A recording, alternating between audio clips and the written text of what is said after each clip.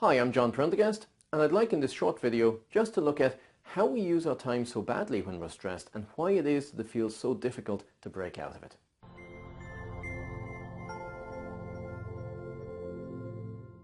A really common aspect of stress is where we feel that no matter what we do, it doesn't make a difference. We're overwhelmed, there isn't enough time to achieve it, no matter what it is that's put in front of us.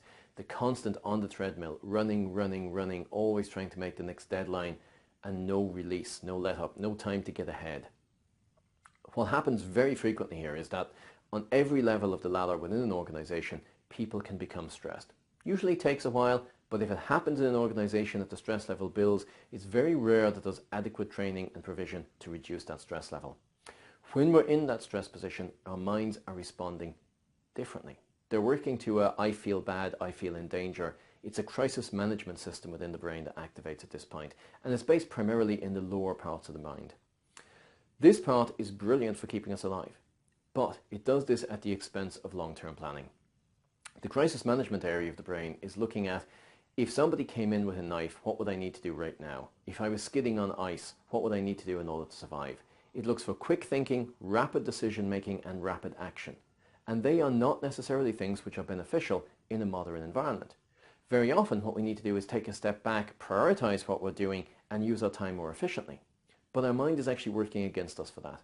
Functions which give good decision making, good cost-benefit analysis are based in the prefrontal cortex of the brain. Blood flow is redirected away from this part of the brain to self-preservation. Because if you think about it, it makes beautiful sense. If I'm in a physical fight, I don't need to be thinking about happiness, success, long-term stuff. I just need to be right now reacting to the crisis. So when that part of the brain needs more energy, it draws it away from the prefrontal cortex. It gives that oxygenated blood, that oxygenated glucose into the part of the brain that's dealing with the crisis. I effectively cannot think as clearly on long-term stuff. Outside of an actual fight, that can happen in a lower, long-term, more sustained way. I can be struggling to try and get my mind to do the work that I can when I'm clear-headed, but I can get that fuzzy, overwhelmed feeling because I'm using crisis management systems within the human brain when I want to be using that prefrontal cortical region of good decision-making.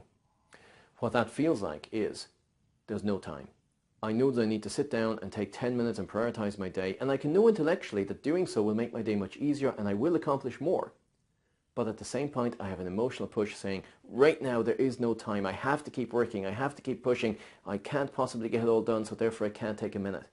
Even though we know that if we did, we would accomplish more. The emotional push becomes overwhelming because it's linked to survival. Survival wins. You know, intellectual, long-term happiness stuff, that's nice.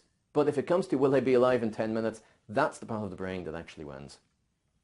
When it comes to taking control of a stressful environment, it needs to be one where you're able to train in the facts that, yes, we're going to have an emotional push which says, don't bother, won't matter. We need to just keep our heads down and keep pushing forwards.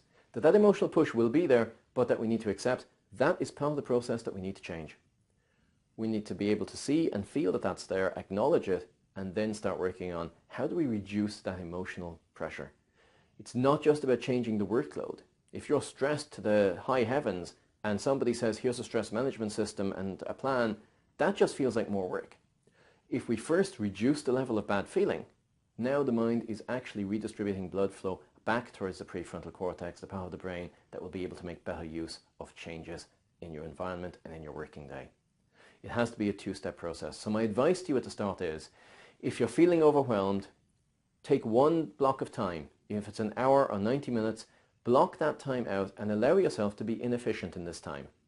And I know this might sound counterintuitive, but take a time that you're willing to let yourself fail, a time when you're willing to just say, I'm not going to do the work that I need to do necessarily in that time. I'm going to get my head and my day planned, prioritized, and right.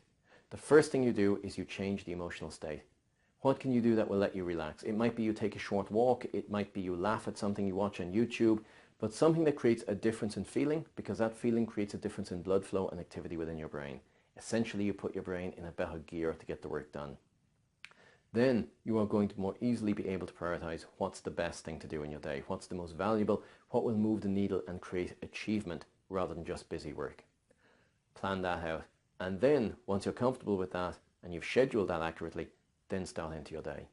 The reason I say to give yourself permission to fail is your mind is going to be pushing against this the first time you do it. It's going to be saying, I don't have time to do this, I can't plan, I can't prioritize, I certainly can't go and take a 10-minute walk. That is your mind lying to you. It is doing it for the best interest. It is trying to keep you safe. It is treating your environment as if you're in genuine, actual danger. Look around you. The odds are there's nobody there setting fire to the building. There's nobody with a baseball bat trying to beat people up. It is actually a safe environment from a physiological point of view. Take control of the emotional side and they can feel safer, and that will allow you to achieve more.